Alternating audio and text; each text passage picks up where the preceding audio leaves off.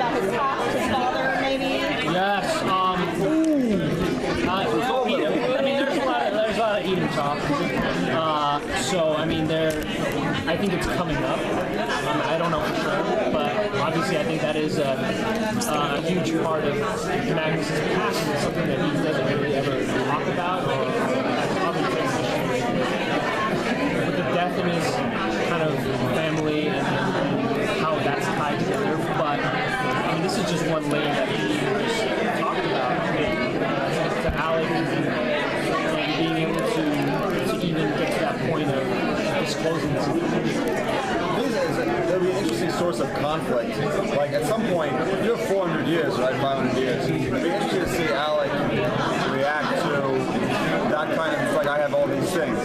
But Alec at some point would have to say, you know, I can't deal with 500 years of drama, of problems. Because it's not like, you know, is that really fair to give to a 20-year-old who's relatively closed, you know? It's not, right? There should be a whole episode of him just disclosing every. You know, by the time, by 2 hours in, it's like, you know what? And your face is just like this. And then in 1783, your ears are bleeding. It's too much. I think it's best just not to ask questions about your past, and I need you just to bottle it up. You need to bottle it up. I think it's true. I think it's true. You're right. I think you have a very good point. You don't want to know everything. You just don't want to. Fuck no. Matt doesn't want to. Like, too much. I want Magnus might not. I want to know everything.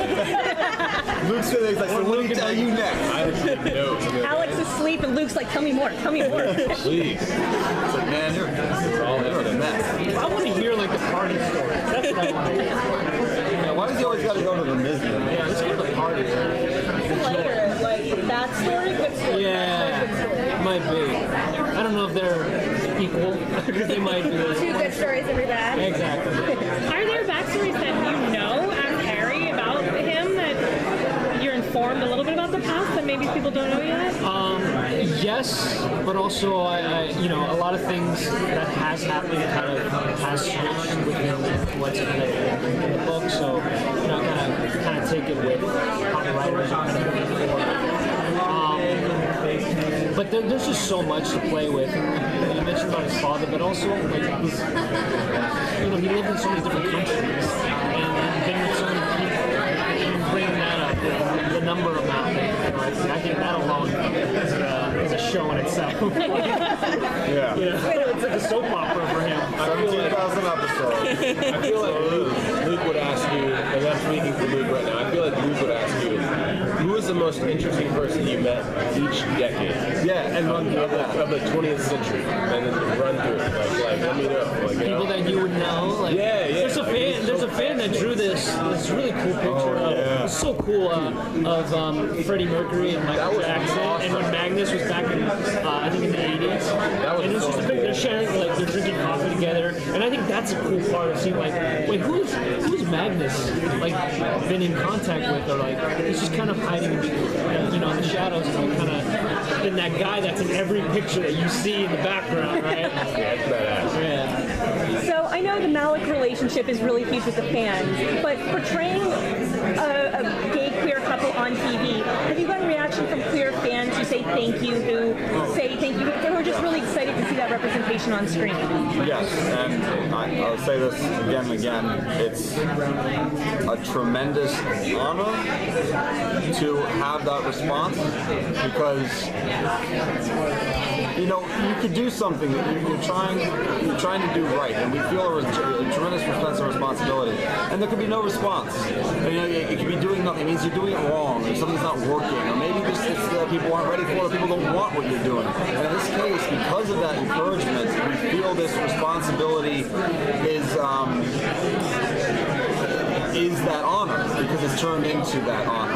And so we really appreciate when people let us know, and also let us know if we do something wrong. But at the same time, you know, understand that there are limits to what's Also something that, you know, I think that's what's incredible is hearing this feedback. Is people deal, you know, in certain situations, and they're bringing some authenticity of like, well, no, I've been through this, and then some other people are saying, well, I have, gone through this. So it's this kind of conflict that happens that I think is actually a positive thing. Because you hear from different sides and perspectives that can at least shape different stories.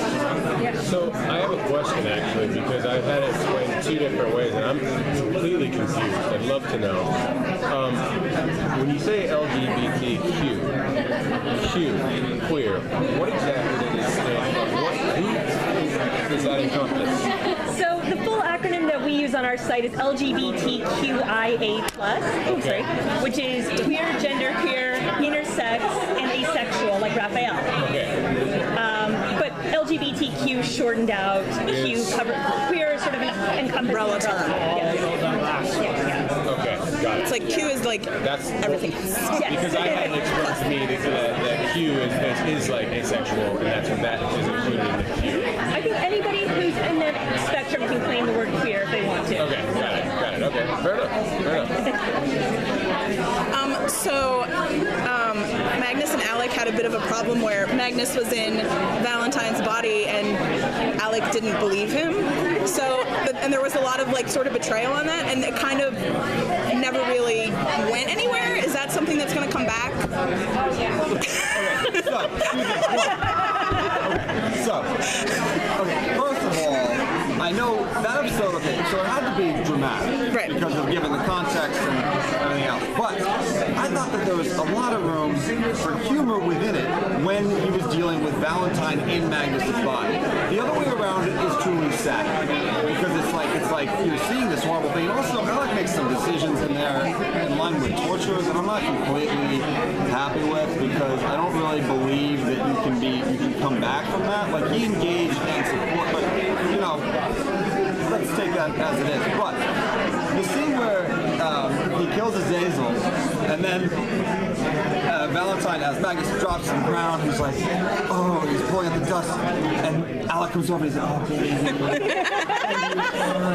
And then the temptation there was really to go to like, oh, baby, and him be like, what? What's happening? I thought that would be very amusing, because look, it's funny when Valentine suffers.